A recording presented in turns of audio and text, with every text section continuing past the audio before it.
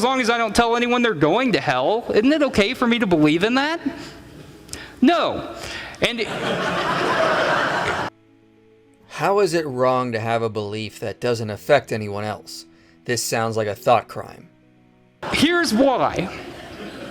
Because it leads to morally questionable theology and behavior.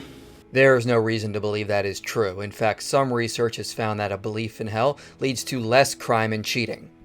Let's say that someone walks into a school and pulls out an assault rifle and shoots 17 people. Well, if you believe in the devil, you might well say, this is the devil at work in the world. And there's not much that we can do about that. God is going to take care of this someday. We don't have to worry about it. You see, it shifts the responsibility from us to God.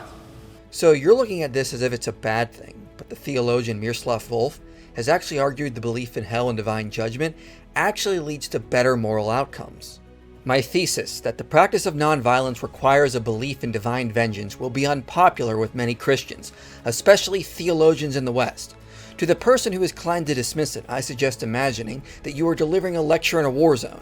Among your listeners are peoples whose cities and villages have been first plundered, then burned and leveled to the ground, whose fathers and brothers have had their throats slit. The topic of the lecture, a Christian attitude towards violence. The thesis, we should not retaliate since God is perfect, non-coercive love. Soon you will discover that it takes the quiet of a suburban home for the birth of the thesis that human nonviolence corresponds to God's refusal to judge. In a scorched land soaked in the blood of the innocent, it will invariably die. As one watches it die, one will do well to reflect about many other pleasant captivities of the liberal mind. His point is something that we in the comfortable West often miss, that if you've seen your homes burn, your families destroyed by war, what is going to stop you from taking matters into your own hand through vengeance and continuing the cycle of violence? Volf argues belief in divine justice actually leads to less violence and better moral outcomes.